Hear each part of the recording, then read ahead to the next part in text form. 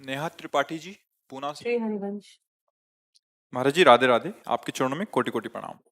महाराज जी, मैं बचपन से ही शिव भक्ति में लीन थी, परंतु पिछले 1.5 वर्ष से कृष्ण, राधा जी एवं आप मिले।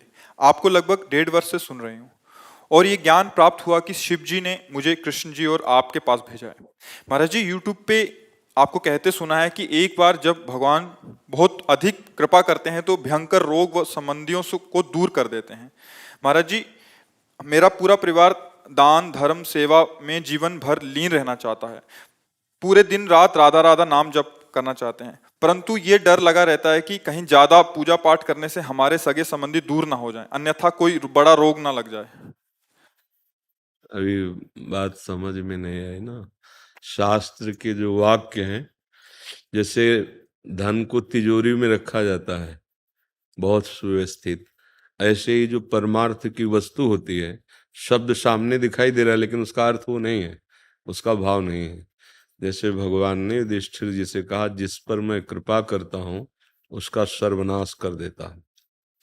कितना कड़ुआ लग रहा है नहीं कि ऐसी कृपा क्या महाराज आप सर्वनाश कर दो।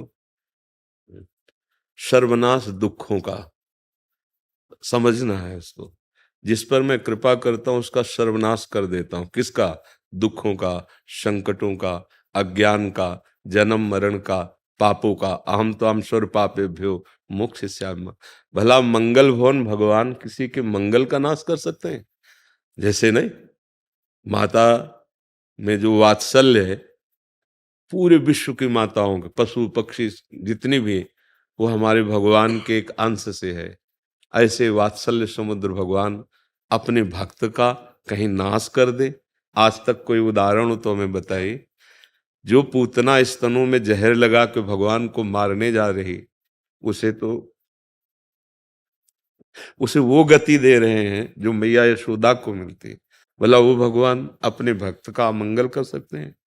जैसे भगवान सूर्य से कहा जाए कि तुम्हारी ताकत हो तो अंधकार करके दिखाओ, तो नहीं ताकत है, क्योंकि जब तक वो रहेंगे अंधकार नहीं होगा।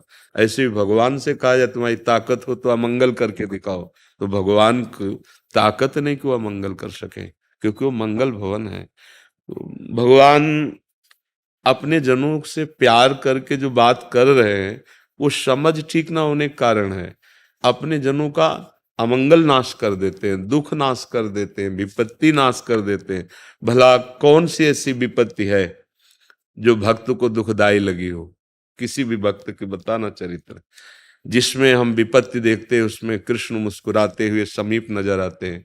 वो विपत्ति क्या, जिसमें अपना प्यारा अपने नजदीक, वो विपत्ति है। वो संपत्ति विपत्ति जिसमें प्रभु दूर हो और हम भूल जाएं प्रभु को भोगों में, वो विपत्ति है। देखो, हम परिचय जानते हैं विपत्ति का हनुमान जी महाराज का। हनुमंत विपत्ति प्रभु सोई, जब तो सुमिरन भजन न हो। तो ये डर लगना, अभी प्यार ही नहीं किया तो डर लगता है। जब प्रेम होता है तो डर नहीं रहता है। बच्चा बच्ची प्रेम कर लेते हैं ना, तो दोनों निश्चय कर लेते हैं कि जहर खा लेंगे, लेकिन अब हम बिलग नहीं होंगे।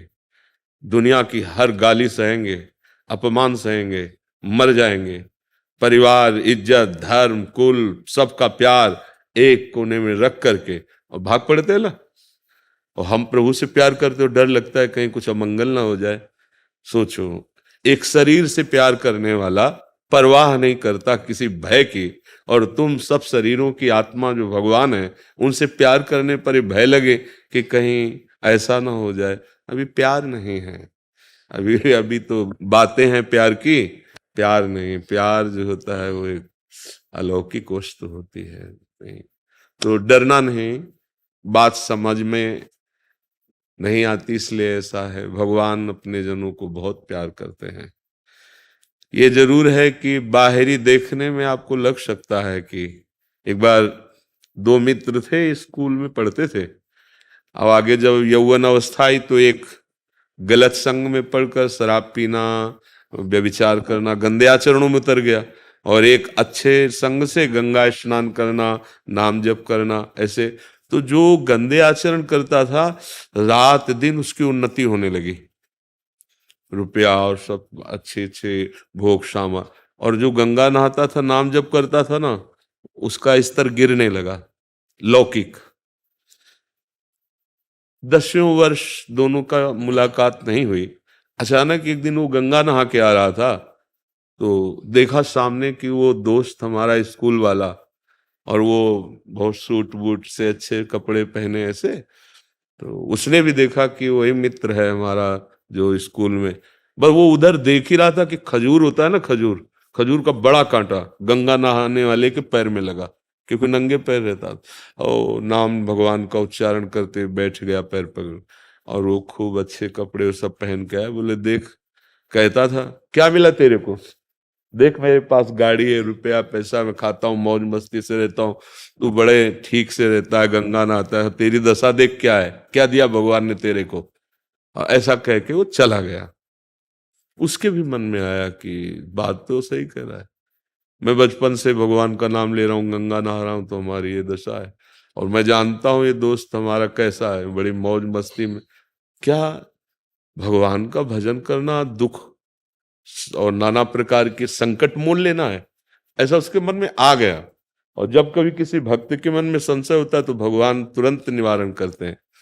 भगवान एक वृद्ध ब्राह्मण के स्वरूप में आए, अरे बेटा तुम्हारे कांटा लग गया क्या, मैं निकालूं। भगवान बड़े कृपालु हैं, देखो तुम्हारे कांटा लग गया, बहुत कृपा है उनकी तुम्हारे ऊपर। तो उनका अब हमको ये बातें अच्छी नहीं लगती, क्योंकि मैंने प्रत्यक्ष देखा कि हमारा दोस्त गंदा आचरण करता है, अधर्म आचरण करता है, उन्नति को प्राप्त हो रहा है, और आप कह रहे हैं बहुत अच्छा। तो उन्होंने कहा देखो तुम्हें पता नहीं है, मैं तुम्हें दिखाऊं, तुम्हारा जो मित्र है वो पूर्व जन्म में इतना पुण्य किया था कि उसे इस जन्म में चक्रवर्ती सम्राट होना था। उसने पापाचरण करके सारे पुण्य नष्ट कर दिए। अब उसका थोड़ा पुण्य रह गया और भोग ले, इसके बाद पीछे का पाप और अभी का पाप जब मिलेगा ना तो इसका सर्वनाश हो जाएगा, किसी काम का नहीं रहेगा। और तुम्हारा सूली की सजा थी तो खजूर के कांटे से निकल गई, तुम्हारे सारे पाप नष्ट होने जा रहे हैं क्योंकि तुम धर्म से चलते रहो। अभी जहां तुम्हारे पूरे पाप नष्ट हुए और ये पुण्य और वो पुण्य मिला, तो लोक परलोक सब जगह तुम आनंदित हो। उसको जो अंदर संशय आया था उसकी निवृत्ति हो गई। कभी ऐसा नहीं हो सकता।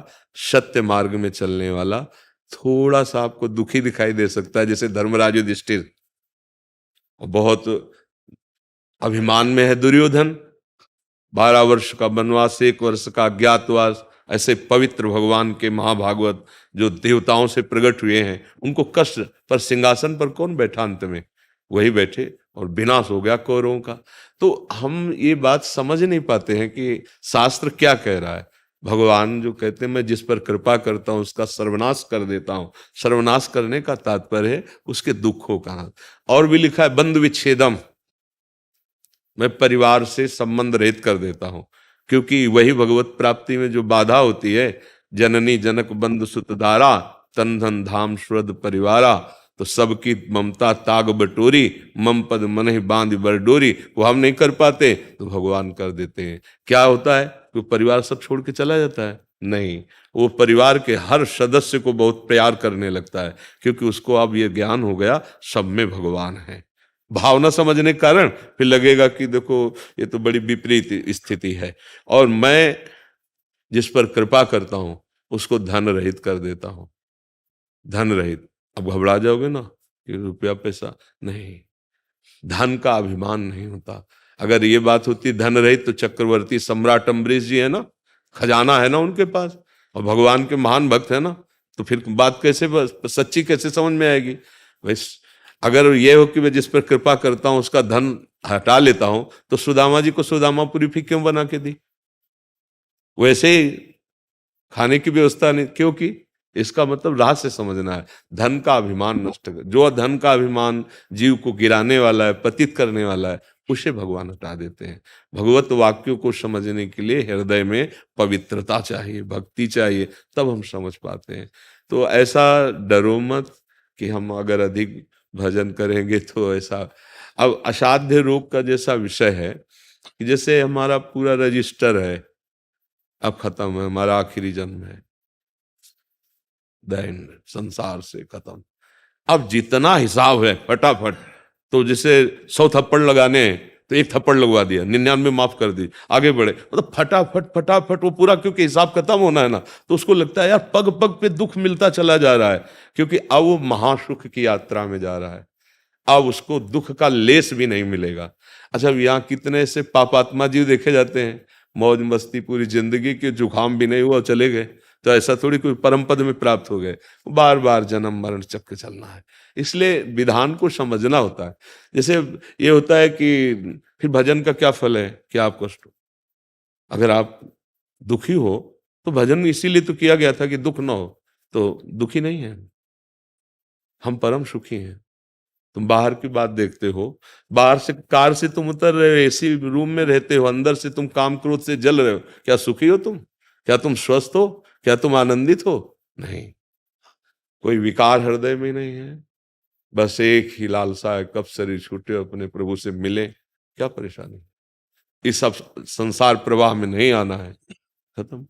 आप जैसा विधान करेंगे उसमें मैं राजी रहूंगा और आपको प्यार करूंगा और आपको प्राप्त करूंगा। ये अलग भाव है, ये अध्यात्म मार्ग है, संसारिक मार्ग नहीं है कि हे भगवान हमारा बुखार ठीक कर दो, हमारा रोग क्यों ठीक करो। नहीं नहीं, हमारे कर्म का कोई फल है, आप भुगवाइए, पर मेरे को सामर्थ्य दीजिए कि मैं आपको भूलूं नहीं और इसे सह जाऊं। तो भगवान की बहुत कृपा है, अनंत जन्मों के पापों को क्षण में नष्ट कर रहे हैं, उनकी बहुत कृपा है। हमें ये विपरीत नहीं सोचना कि हम राधा राधा बहुत जपेंगे तो गड़बड़ हो जाएगा, नहीं नहीं, पूरा जीवन हो गया। कष्ट शब्द जिसे तुम समझते हो वो तुम्हारी समझ ठीक नहीं है। मन का सुखी होना सुख है। आप देखो ना, आपके पास सब कुछ है, मन दुखी है, तो आप भला सुखी हो क्या? और मन आनंदित है, दुख सुख मन का। अभी यहां से मन का संपर्क हटवा दिया जाए और यहाँ खूब आप ऐसे करो, कुछ नहीं लगेगा, क्योंकि दुख मन को हो रहा है ना। अच्छा, मन भगवान के आनंद में है। अब वो शरीर में कष्ट हो तो क्या फर्क पड़ता है, शरीर स्वस्थ है, मन विषयों में जल रहा है, तो क्या फायदा है। बस ये थोड़ा समझ गलत है, इसलिए ऐसा। किसका प्रश्न था, तो आप समझ पा रहे? जी बिल्कुल। जी।